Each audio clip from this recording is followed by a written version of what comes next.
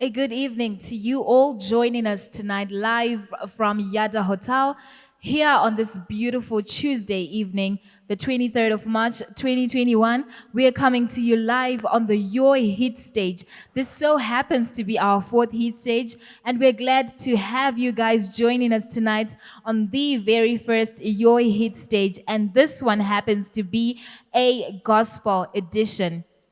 Yes, you are joining us on Yada TV channel 281, Yada TV free to air channels, as well as your Youth of Innovation Facebook page, YOiOfficialTV YouTube page, as well as Zim Celebs Facebook page. We are glad to have you guys joining us tonight on yet another episode of the YOI Hit Stage. Remember, we are broadcasting to you live from the Yada Hotel, and this is brought to you by the Youth of Innovation and powered by the man of God himself, Prophet W. Magaya. The sole purpose of the YOI Hit Stage and any other YOI programs that you have been watching Tuesday nights is to make sure that people are known all over, is to make sure that talents are exposed and to make sure that youth all over the world get their turn in this world. That's right, Shamila. Thank you so much. And viewers, we welcome you once again to the YOI Hit Stage, the Gospel Edition, as Shamila has just said. We're looking forward to a lovely night of worship and really getting down in praise with the lineup that we've got. And we'd like to thank again the men of God for empowering this hit stage, because we have seen so much coming through and we are so excited for what's coming. Indeed, Mildred, thank you so much. Remember, there's so much to be thankful for. There's so much that God has been doing in our lives. Yet, so many people have lost their lives. But today you are alive. Here's a chance for you to just say thank you, God. A chance for you to worship Him on the YOI Hit Stage with our gospel edition.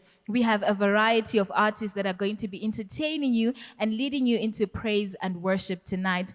But before we begin at the YOI Hit Stage, remember a few weeks ago, the man of God, Prophet W. Magaya, powered a dancer search here at the Yada Hotel, and we had one winner. And of course, that winner had to walk away with their prize. And tonight, they get the opportunity to come and collect their prize in front of you guys. So without taking much of your time, what are we doing next, Mildred? Okay, so Shamila, we've got Isietu here with us tonight, and we are going to present her with her prize money. And I believe she's here with her mother. So we call up Isietu and her mother to the stage.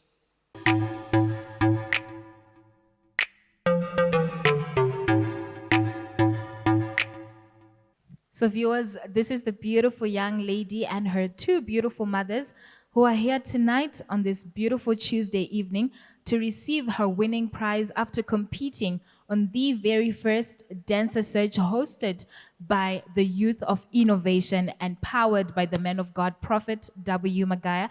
Congratulations to you, Asiyatu. And here is your YOI Dancer Competition winning prize. The man of God, Prophet W. Magaya, indeed is very proud of you. And we all know that he wishes you well, and he knows that your future is going to be bright and brighter. Thank you so much. Maybe you'd like to check for us to see if the money is enough. Is that money that is inside there? Yeah. Yes, it's in there. We thank God. Thank you so much, and congratulations once again.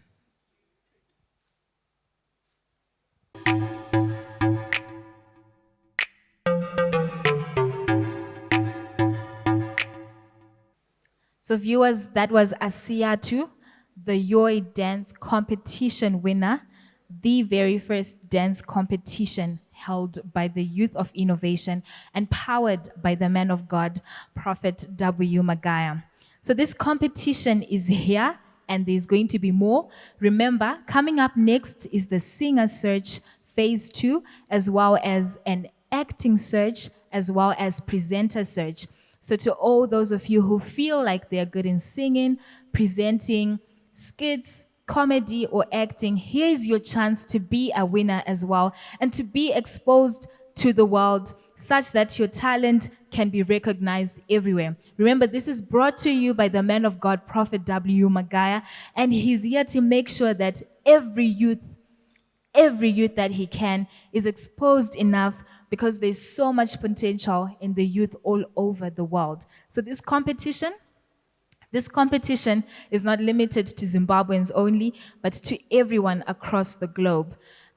So, guys, we're encouraging you to take your videos, post them, and send them to the YOI official numbers, and there they will be posted. And your vote and that of your friends, your family, is the one that is going to determine whether you are going to come for the finale, which is yet to be announced. But guys, those of you who are in the comment section, tonight we're encouraging you, as usual, to send those positive vibes. It is up to you to be able to win one of these t-shirts. So as the man of God announced last week, to those of you who are going to be commenting the most, or those of you who are going to be sending through the best comments, either on the Your Youth of Innovation Facebook page, Zim Celebs Facebook page, or the YOiOfficialTV YouTube page, wherever you are joining us from, your comment matters, but it has to be the best and it has to be a positive one. There are a lot of t-shirts to be won. That's right, Shamila, and we have the winners from the last screening of the YOI Hit stage that are appearing on your screen right now. If your name appears, be sure to get in touch with the YOI phone number in order to claim your t-shirt.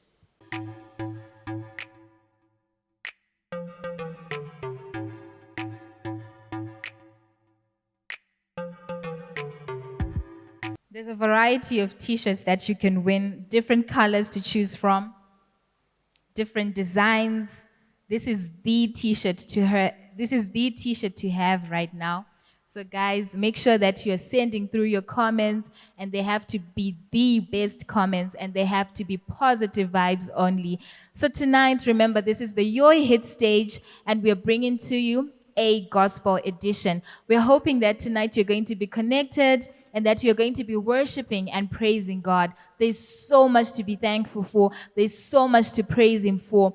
Just having life is so much to be thankful for. So tonight, we're presenting to you 4 artists that are here to help you worship God and praise Him. So to start off the night, who's coming up first, Mildred? Thank you, Shamila. Coming up first is Nyasha Mutonhori.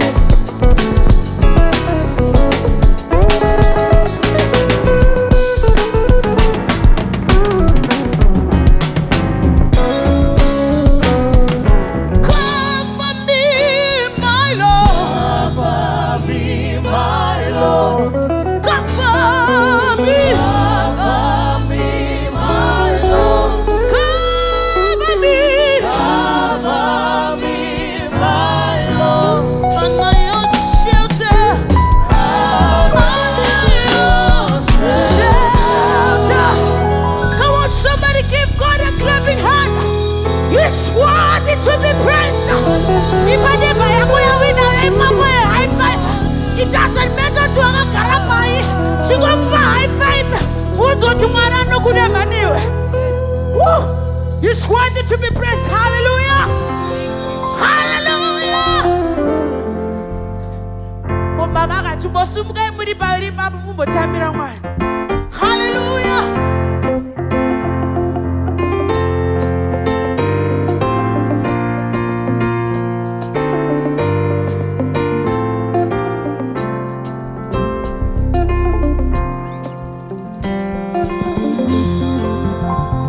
Jesu nashkwela kaufani Kali makala libisaruna Iyo kaufari Iyo kaufari Jesu nashkwela kaufari Kali makala libisaruna Iyo kaufari Iyo kaufari Jesu nashkwela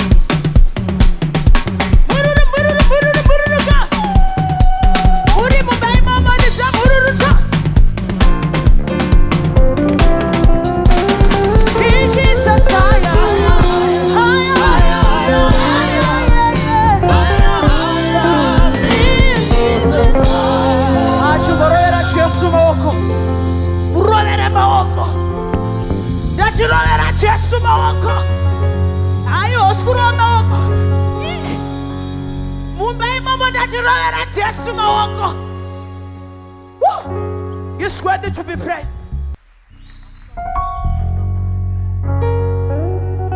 Woo. Hallelujah. Sigasa shamisa asimwari. Urarama korguta nasinyasha tamari. Mwana wawina ya nasinyasha tamari. Iyo yatimano nasinyasha tamari. Wanditswa era uri pauri papo. Natima moyoi nasimatiri nyasha tamari. So why don't you stand up and worship the Lord and dance with me? Praise the Lord. Just one dish of misa. Just one dish of misa. Just one dish of misa. Washadura moyo wangu. Wabisa zote vitema. Waisa moya muchande. Just one dish of misa. Washadura moyo wangu. Wana Jesu. Wana Jesu. Iya Jesu. Washadura moyo wangu. Iya Jesu. Wana Jesu. Iya Jesu.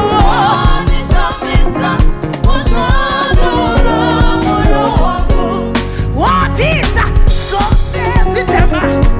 Wagiza moyo muchande. Jesu ndeshamisa. Washadura moyo wangu. Wapisa zose zitema. Wagiza moyo muchande. Jesu washadura moyo wangu.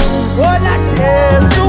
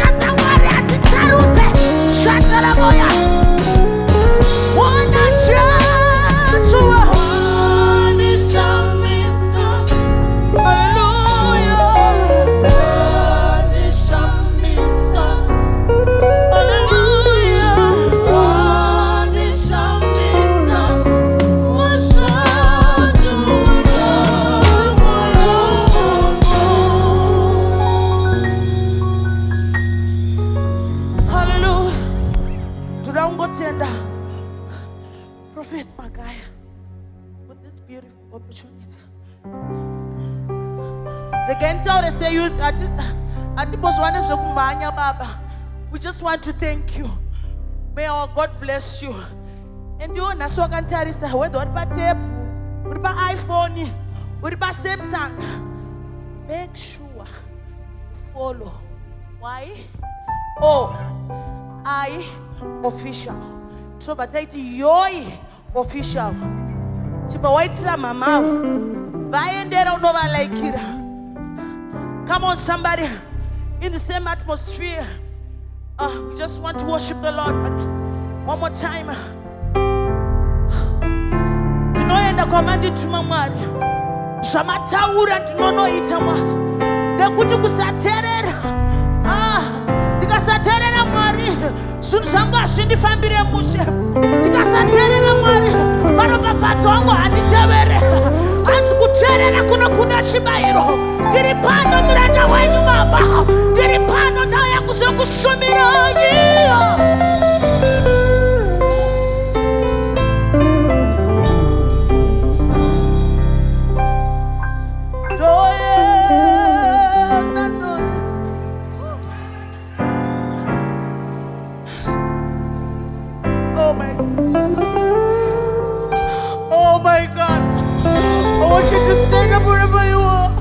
Just worship the Lord wherever you are.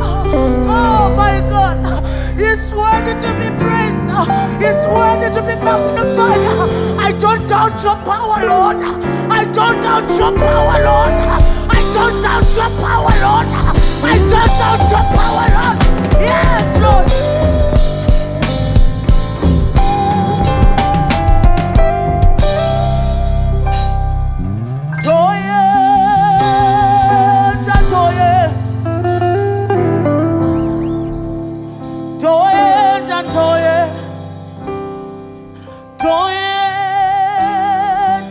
Can I have the sticks, please? Commanded true man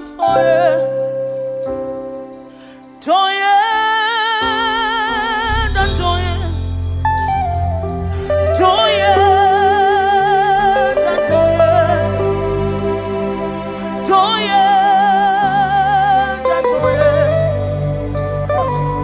commanded true man toye.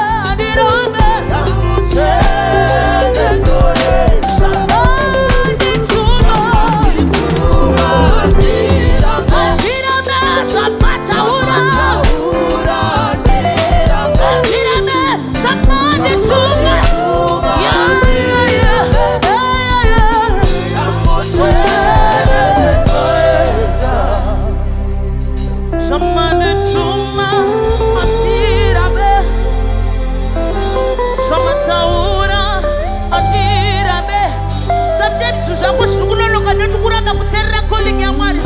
Handirambe Mutsvene ndoenda. Auga,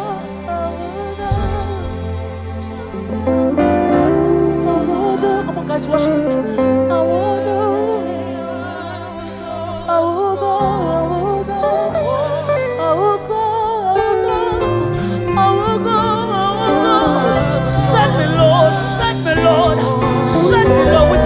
Worship the Lord. With your own words, worship the Lord. I will do, I will do, I will do, I will do, I will go, I will go. We worship you, God. Where I would send it. Doyena, I will go. I will do, I will do, I will do, I will do. Thank you, Jesus. Thank you, Jesus. Come on, just lift your hands and worship the Lord. Just lift your hands and worship the Lord. He's worthy to be praised. Somebody worship the Lord.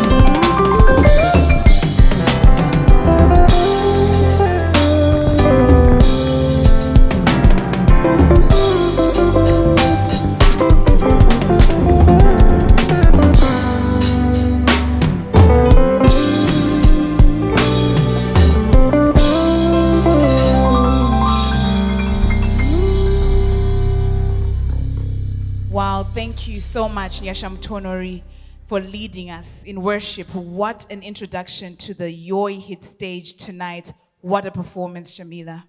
Indeed, this is the gospel edition live here at the Yada Hotel, and this is the YOI hit stage. It is really difficult to be on this stage at this time, and we really hate to be in front of you speaking, yet there was such a mood of worship. That's right, Shamila. Thank you so much, viewers, for staying tuned.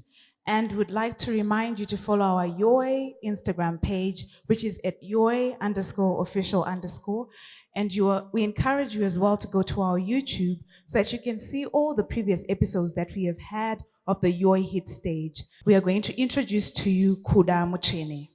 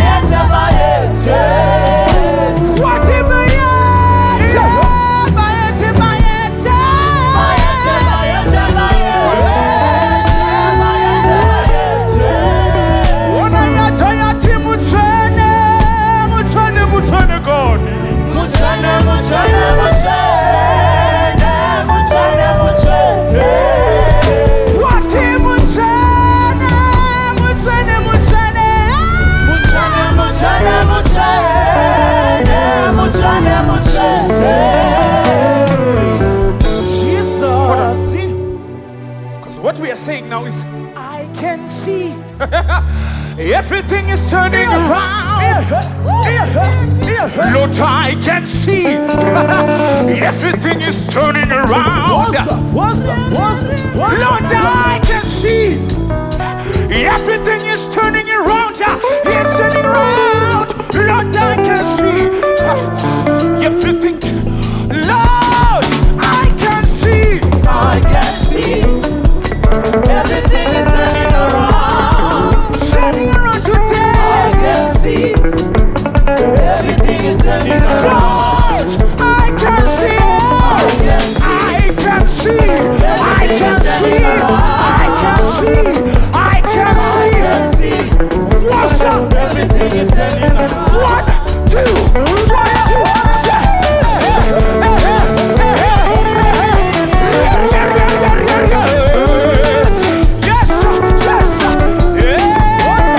Let's go.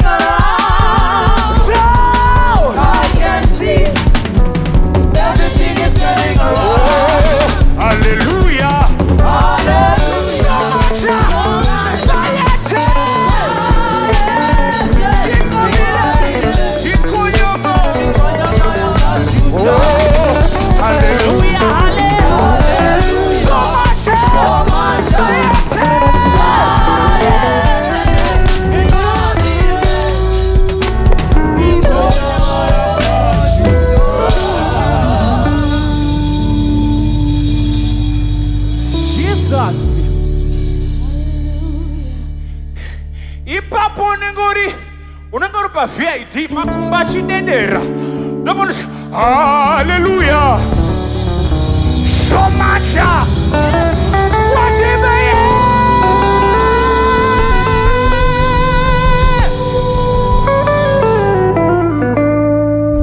Ipapo ndobona buchirowa nemurume kumba. Oti hallelujah. So much. Whatever.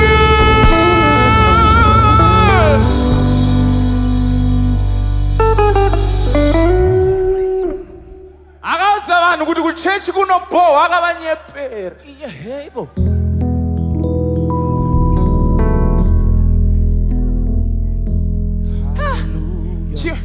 Chimboti zvanzi nemurume ari kubuda ari pafoni ari paTV kuti zvanzi nemurume ari kutaura pamic apa chingoenda ungonosubscribe payoi kuti ichomwe batsira mama dedi vari pasaidi hanzvadzi nemi vari kunze kwenyika vari diaspora chingoenda paofficial page yeyoyi ungonokanda like kuti sando dzenyu Prophet Magaya. Yebo.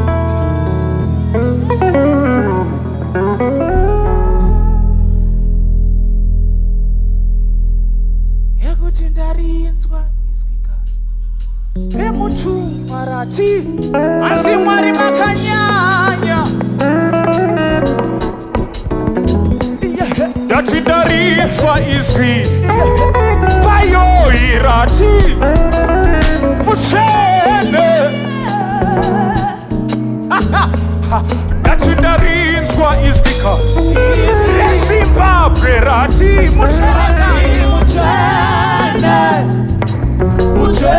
baba ndati ndarinzwa iswi reZimbabwe rati Mutsvene kati Mutsvene baba oh ndati ndinonzwa mazwi yekirosi woti Mutsvene baba ndati ndarinzwa iswi rekirosi rati Mutsvene baba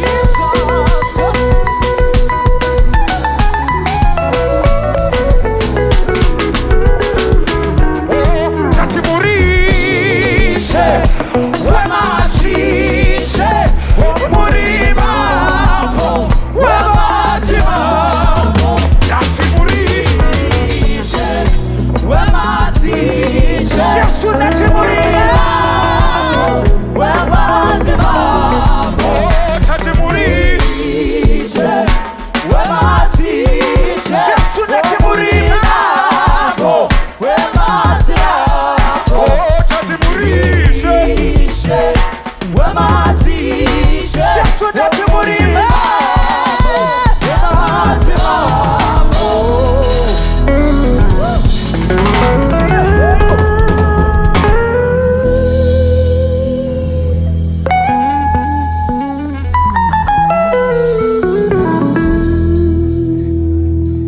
ipapo mudhara ndo paanenge akunamatira waita zimirako wakagara naadzimai vako urimo muland rover ukati murishe wematishe murimambo wematimambo tati murishe wematishe murimambo wematimambo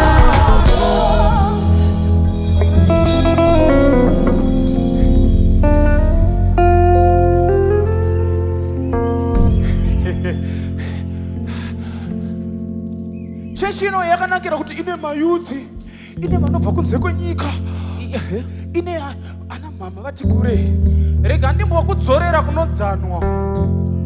Are you ready? Are you ready? Tati mururu tinosangana pa next program. Are you ready?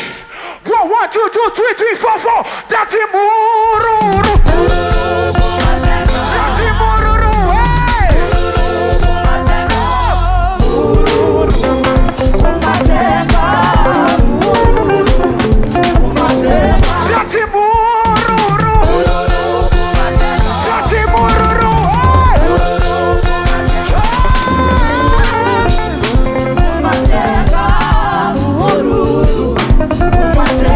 Tati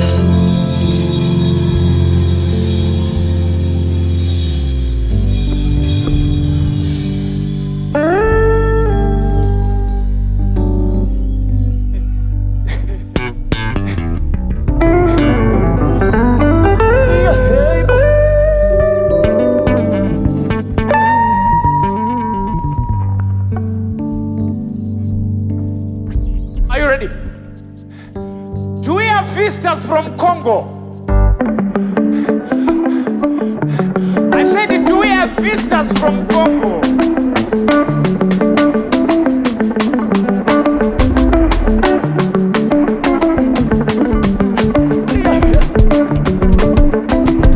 Are you ready?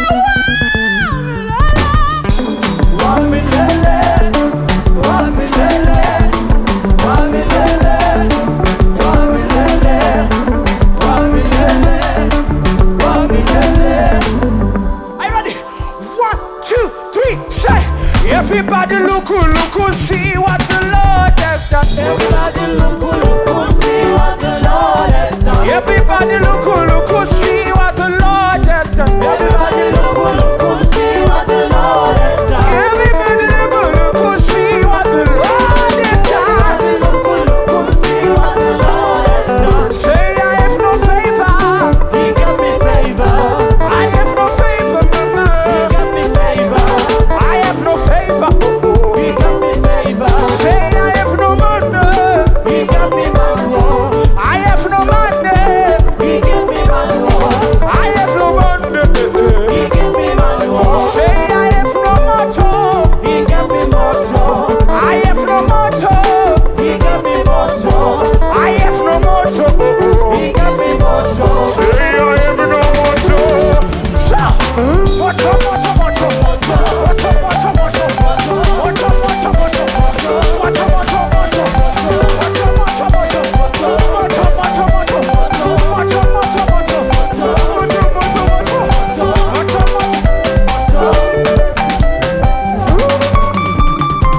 listen to this. Yelele mama, kuchechi kuye kwa sondina giza. Ati yelele mama ye, yo ye ya sondina giza. Ati yelele mama ye, kuchechi kuye kwa sondina giza. Ati yelele mama ye, kuchechi kuye kwa sondina giza. Ati yelele mama ye, kuchechi kuye kwa sondina giza. Ati yelele mama ye, kuchechi kuye kwa sondina giza.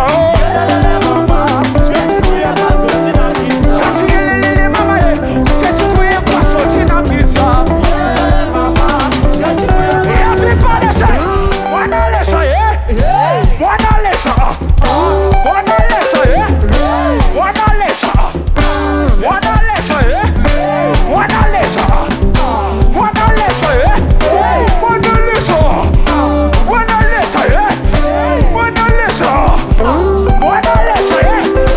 Everybody, Papa I salute you, Papa I salute you, Papa I salute you, Papa I salute you, Papa I salute you, Papa I salute you, Papa I salute you, Papa I salute you, Papa I salute you.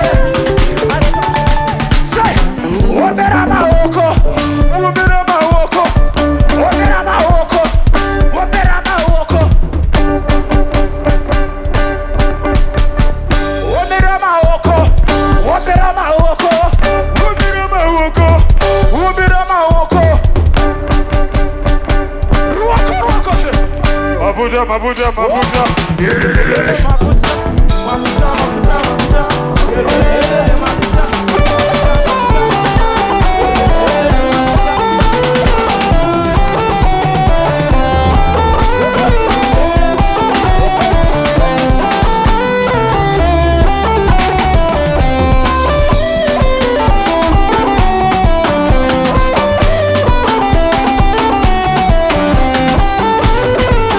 Kuchachi kuna fire.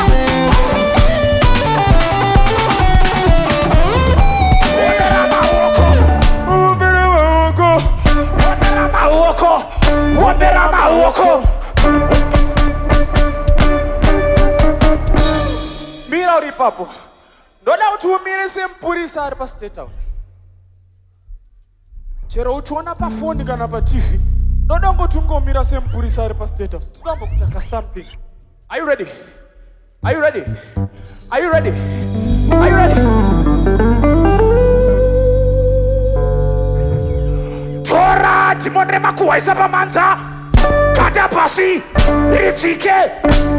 Makuwa ngaregwe mchechi. Tora timondre kusabudira isa pamanza. Kanda pasi ritsike.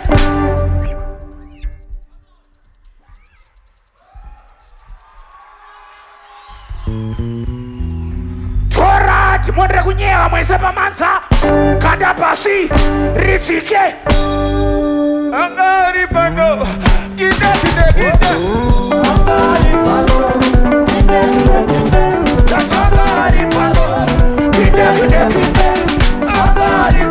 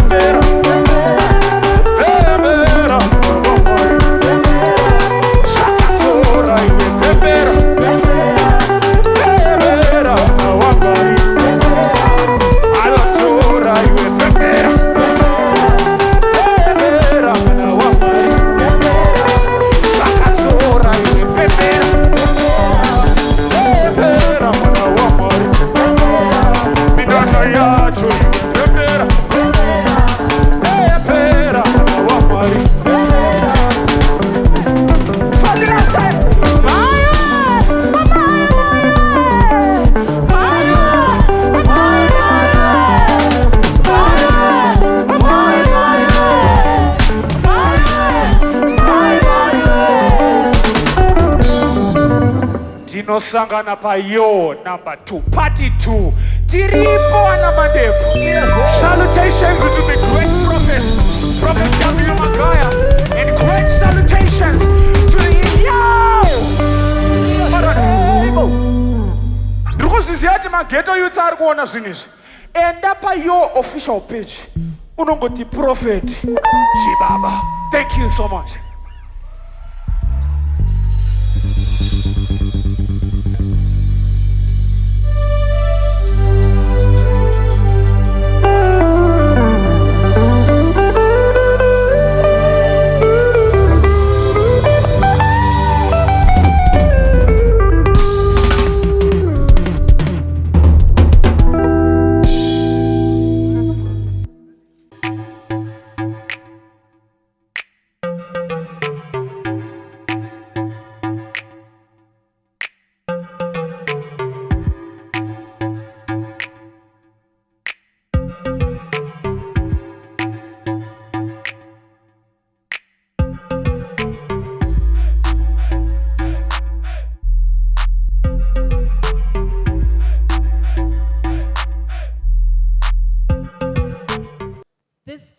The YOI hit stage. We are broadcasting to you live from the Yada Hotel, and that was a performance by Kuda Mutsvene.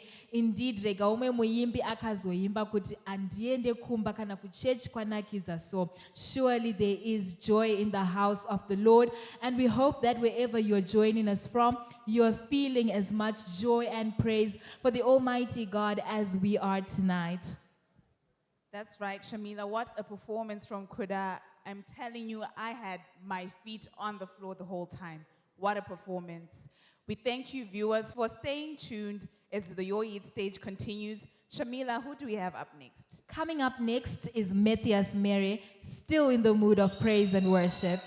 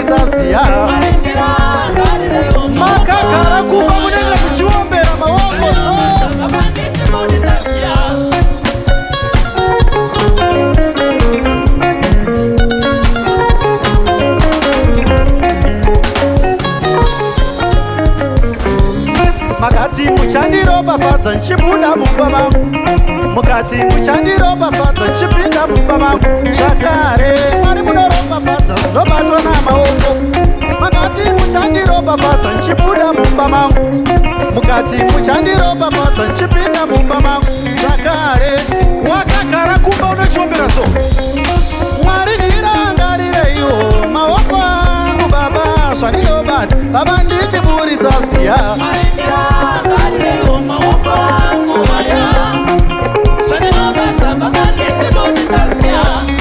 Mwari ndirangarireiwo maoko angu Baba, zvandinobata Baba ndichiburitsa ziya. Muri kudzimba ikokorizai mururuti.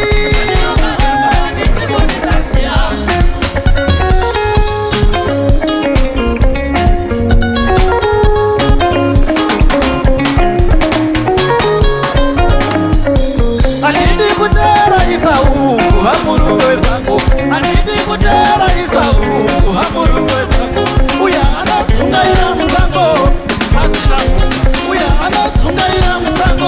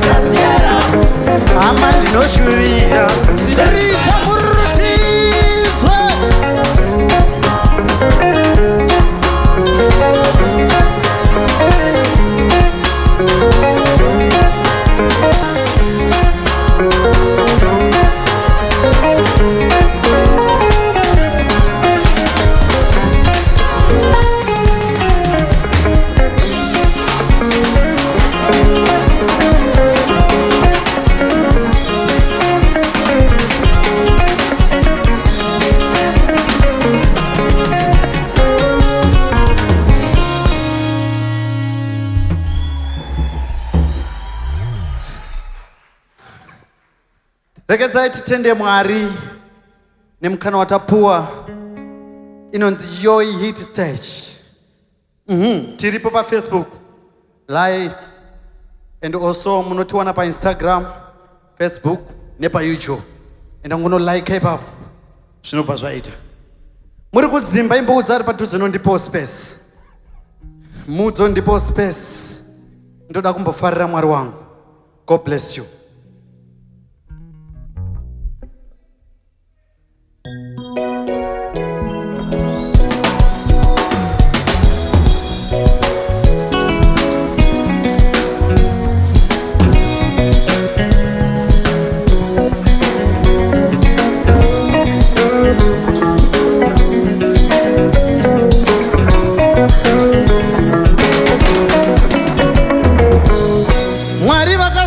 Zana iyepenina aripo nevamwe vose varipo vachizviona varipo. Mwari vakasimudzana iyepenina aripo nevamwe vose varipo. Simudza maoko so apevhaka takaiona Baba, takaiona Mwari we yakauya naMwari.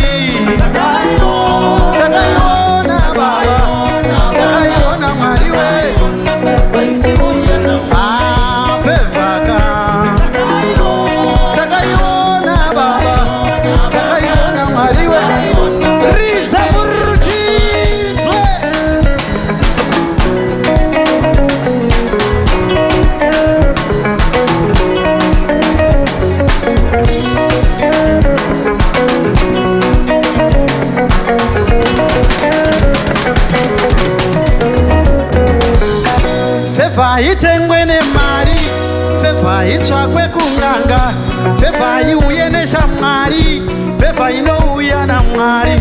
Feva itengwe nemari we, feva itsvakwe kun'anga, feva iuye neshamwari. Chimboimba neni munhu wese so fevaka takaiona Baba, takaiona Mwari we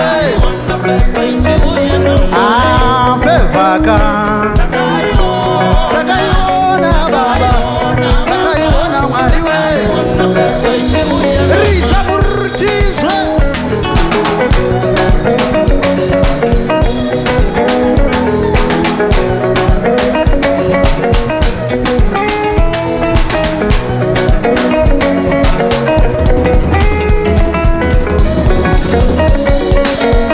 Davhidha akauraya Goriati, madziko make aripo nevamwe vose varipo vachizviona varipo. Davhidha akauraya Goriati, madziko make aripo nevamwe vose varipo. Simudza maoko so fevhaka takaiona Baba, takaiona Mwari we yakauya naMwari. Takaiona Baba, takaiona Mwari we. Alright, tiri kudzimba toda kumbotamba tese. Are you ready? Munhu wese wagadzirira here? Kana uri mumba mako une uchitamba nevana vako, are you ready? Are you ready? 1, 2, 3, 4.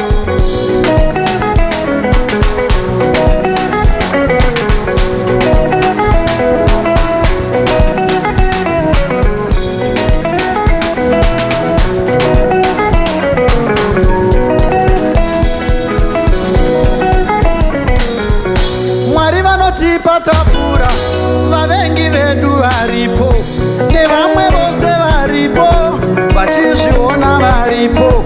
Mwari vanotipa tafura, vavengi vedu varipo nevamwe vose varipo. Simudza maoko mudenga fevhaka takaiona Baba, takaiona Mwari we yakauya naMwari. Takaiona Baba, takaiona Mwari we.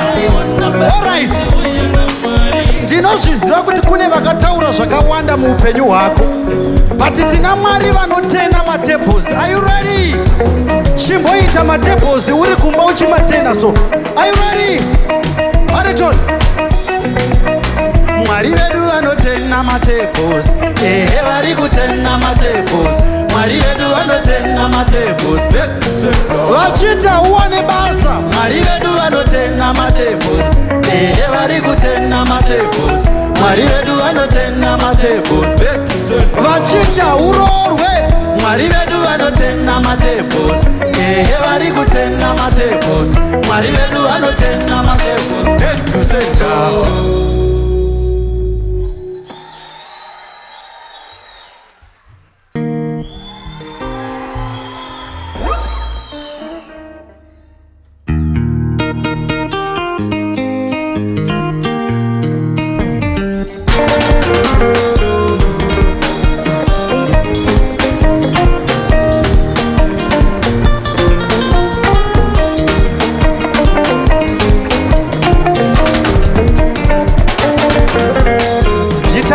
Famba naye sikanditsikewo ndiye wazondiramba. Itawanda ifamba naye sikanditsikewo ndiye wazondiramba. Ndiye wazondiramba. Ndiye wazondiramba. Ndiye wazondiramba. Shimbo batanitsa maoko uri kumba uchichamba mudenga so.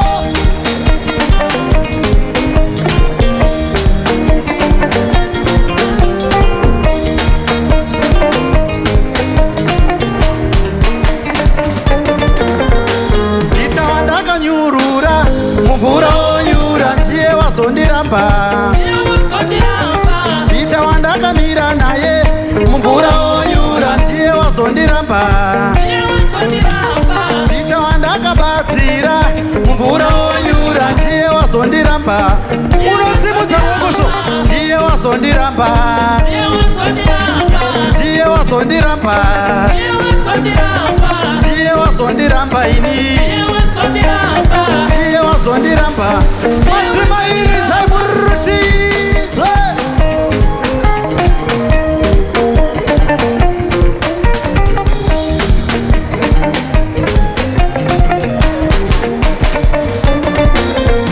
Judasi wandaidyawo naye mundiro imwe chete ndiye wazonditengesa. Judasi wandaidyawo naye mundiro imwe chete ndiye wazonditengesa. Judasi wandaidyawo naye mundiro imwe chete ndiye wazonditengesa.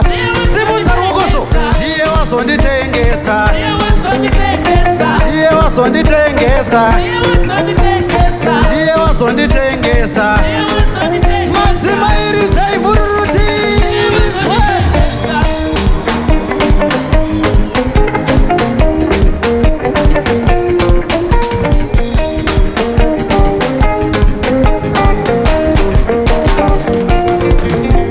Wandakapa moyo wangu ndichiti ndagona ndiye wakaubaya. Wandakapa moyo wangu ndichiti ndagona ndiye wakaubaya. Ndiye wakaubaya. Ndiye wakaubaya. Ndiye wakaubaya. Batanitsa maoko uri kumba umbochamba umudenga mbaba. Simuka simuka simuka so.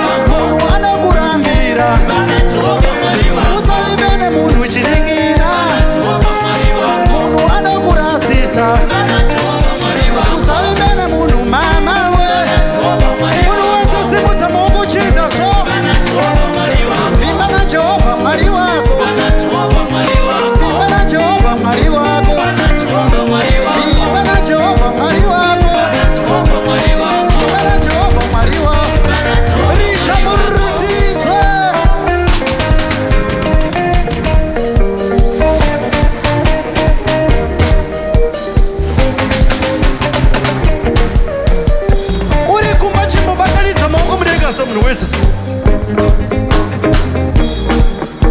Simudzisa maoko mudenga timboona so. Ndoda kuti timboimba tese. Are you ready?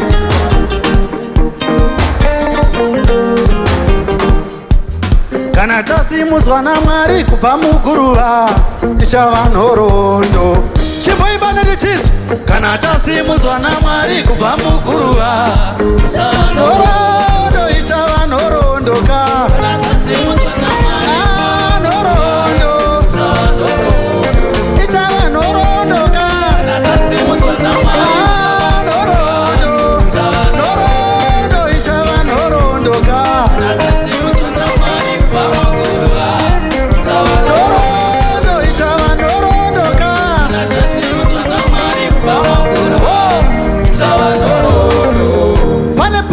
Ndirwadza pasongwe yandoroda kuti uimbe neni. Maybe wevabereki vako vese vachiripo, but ndoda kuti ungorangarira zvimwe zvinhu zvakanaka zvakaitwa naMwari muupenyu hwako zvaunoshuvira kuti vabereki vako vangadai vari pano. Are you ready? Dai mai vari pano, vangadai vari pano vachiona mwana wavo achipembererwawo. Dai mama vari pano, vangadai vari pano vachiona mwana wavo achipembererwawo. Dai baba vari pano, vangadai vari pano vachiona mwana wavo achipembererwawo. Dai sisi muri pano, vangadai vari pano vachiona. Simudza maoko mune hondo, ichava nhoroondo ka. Nhoroondo, ichava nhoroondo ka.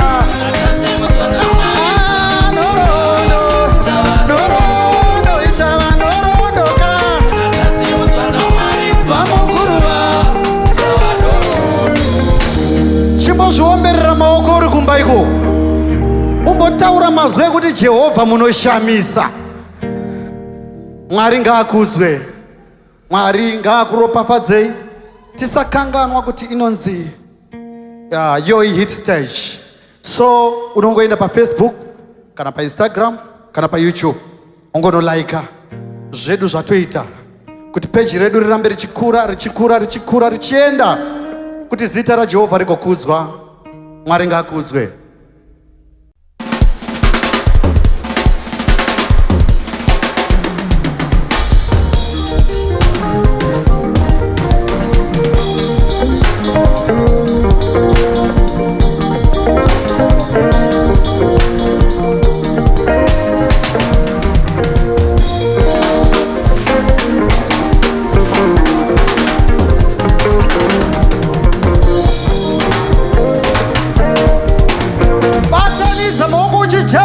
Uchiombera maoko so ridza murutidzo.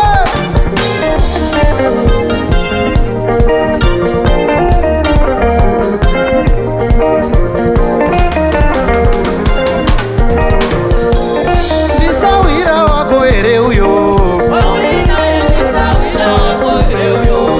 Hezekiah ndisawira wako here uyo.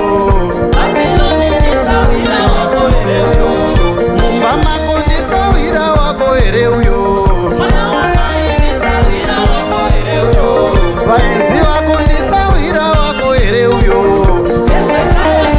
Ridza murutidzo.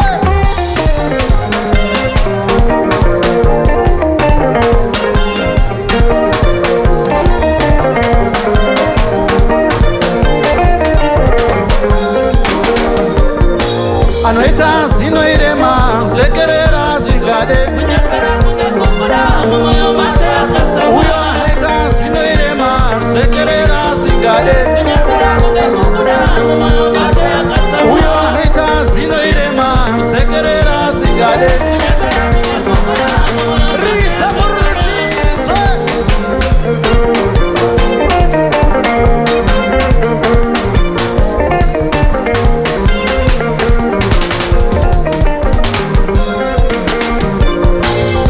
Vanouya samakwai mumoyo ari mapere. Vanouya samakwai mumoyo ari mapere. Vanouya nezinoka mumoyo vane utsinye. Vanouya nezinoka mumoyo vane utsinye. Anoita zino irema sekerera zingade.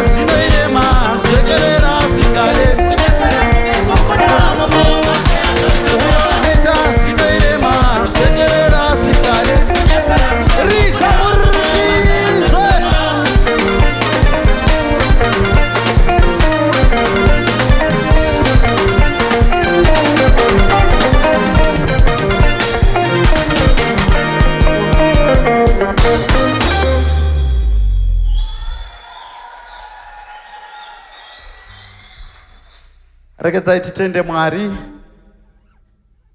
nemukana watapiwa wekuti tirumbidze Mwari. Tiri pano paYOI hit stage. Mwari ngavakudzwe. Mwari varopafadze chiitiko ichi. Sezvo ndambotaura kuti tiri paFacebook, tiri paInstagram nepaYouTube. Subscribe paYouTube ende munolike paFacebook.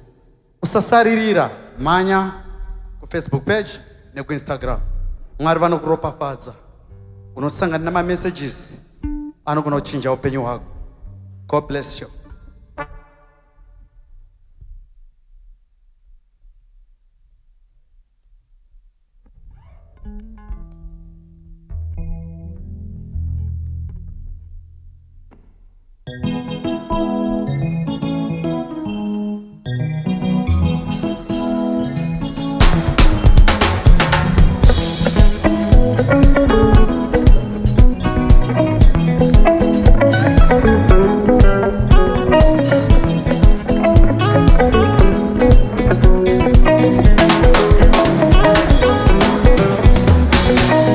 Pamazuva angu Mwari we, pamazuva angu Baba we, pamazuva angu tenzi wangu, tipe rudo nevamwe. Pamazuva angu Mwari we, pamazuva angu Baba we, pamazuva angu tenzi wangu, tipe rudo nevamwe. Pamazuva angu Mwari we, pamazuva angu Baba we, pamazuva angu tenzi wangu, tipe rudo nevamwe.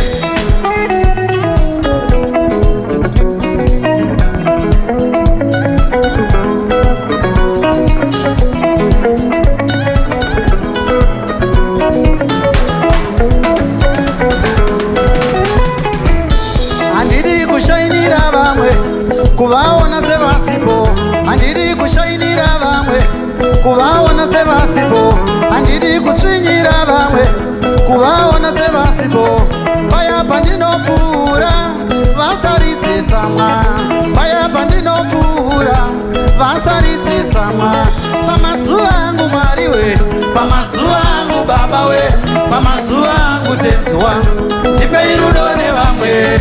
Pamazuva angu Mwari we, pamazuva angu Baba we, pamazuva angu tenzi wangu, tipe rudo nevamwe. Pamazuva angu Mwari we, pamazuva angu Baba we, pamazuva angu tenzi wangu, chimoridza murutize.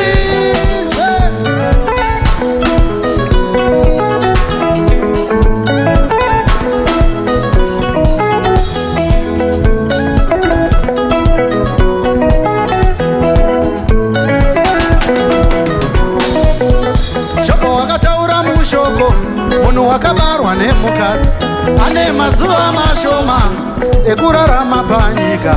Jobho wakataura mushoko munhu wakabarwa nemukadzi ane mazuva mashoma ekurarama panyika. Pamazuva mashoma iwaya handidi kushainira vamwe. Pamazuva mashoma iwaya handidi kuchinyira vamwe. Pamazuva mashoma iwaya tipe rudo nevamwe. Pamazuva angu Mwari we, pamazuva angu Baba we, pamazuva angu tenzi wangu, tipe rudo nevamwe.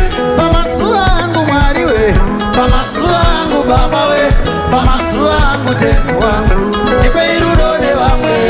Pamazuva angu Mwari we, pamazuva angu Baba we, pamazuva angu tenzi wangu, rikamurutizwe.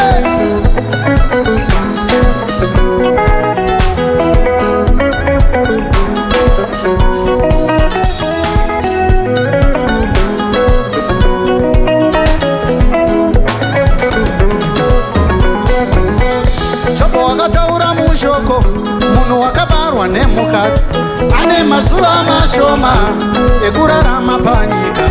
Jobho wakataura mushoko munhu wakabarwa nemukadzi ane mazuva mashoma ekurarama panyika. Pamazuva mashoma iwaya handidi kushainira vamwe. Pamazuva mashoma iwaya handidi kuchinyira vamwe. Pamazuva mashoma iwaya tipe rudo nevamwe. Pamazuva angu Mwari we, pamazuva angu Baba we, pamazuva angu tenzi wangu, tipe rudo nevamwe. Pamazuva angu Mwari we, pamazuva angu Baba we, pamazuva angu kuenzwa ridza murutizwe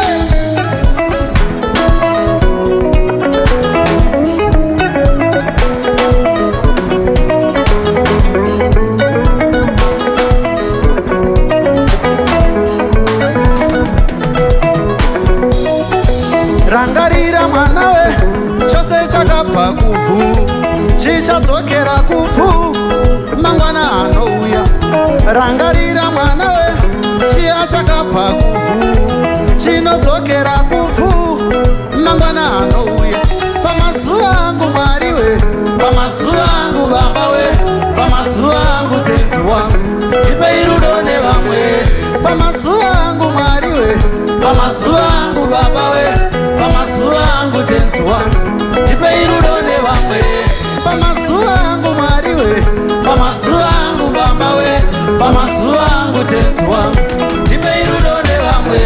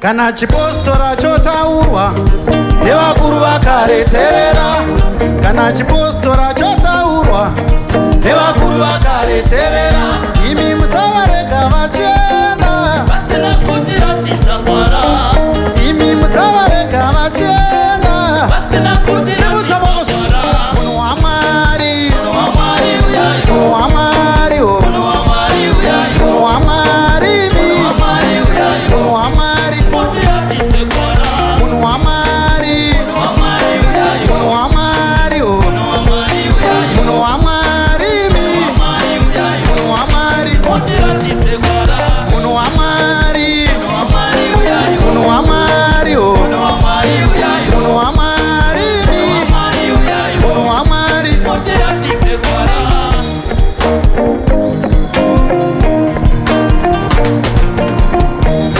kana chipostora chotaurwa nevakuru vakareterera kana chipostora chotaurwa nevakuru vakareterera avo musavarega vachienda pasina kutiratidza kwara avo musavarega vachienda pasina kutiratidza simudza maokoso munhu wamwari munhu wamwari uyayo munhu wamwari munhu wamwari uyayo munhu wamwari wamwari uyayo munhu wamwari kutiratidze kwara munhu wamwari munhu wamwari uyayo munhu wamwari munhu wamwari uyayo munhu wamwari wamwari uyayo riza murutidzwe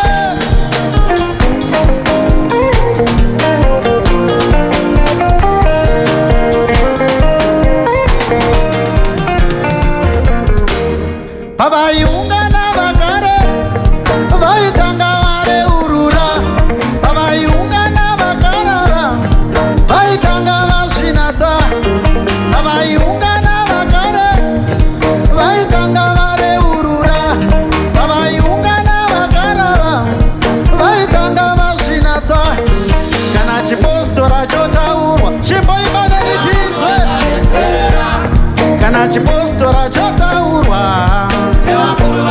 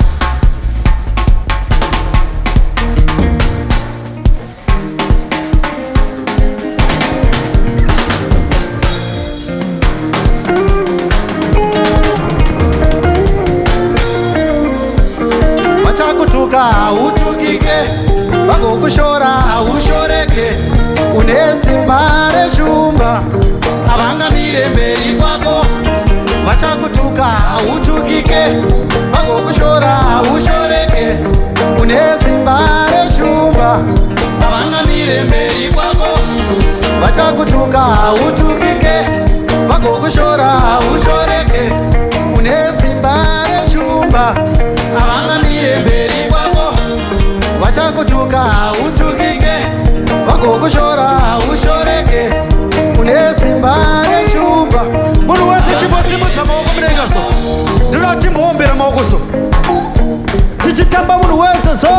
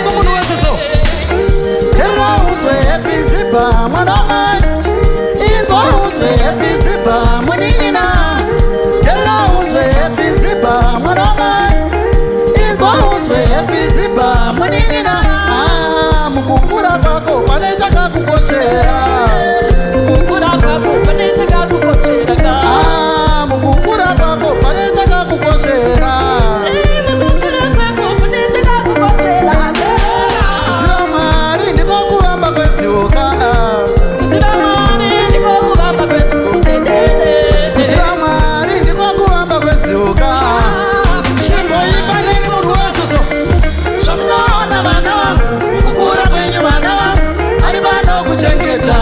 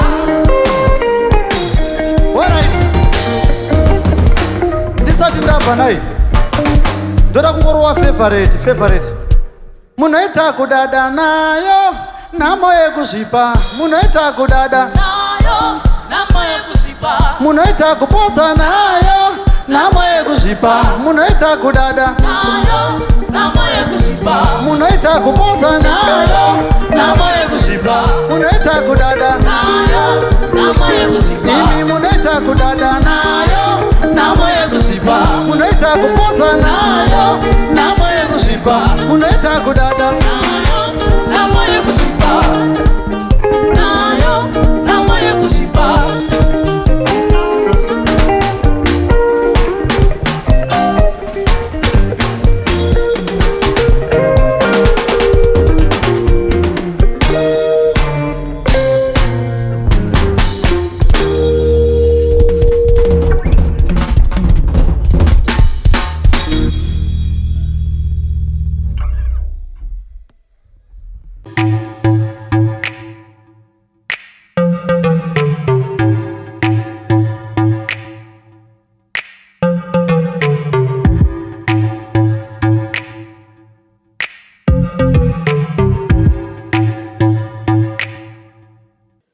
Thank you so much, viewers, for joining us tonight. Remember, this was the YOI Hit Stage Gospel Edition. We are broadcasting to you live from the Yada Hotel on this beautiful Tuesday evening, hoping that the gospel artists that we had tonight had you on your feet, praising and worshiping the Lord, for we have so many reasons to do so. Thank you so much to the awesome artists that we had tonight, Nyasha, Mutonhori, Kuda, Mutsvene, and the man himself, Mathias, Mhere. It was a joy to have you on the YOI Hit Stage. And to you guys who were joining us live tonight, thank you so much for the lovely comments. We saw the likes, we saw the loves. It was a perfect night indeed, praising and worshiping the Lord. We meet you next week, same time from us. Good night.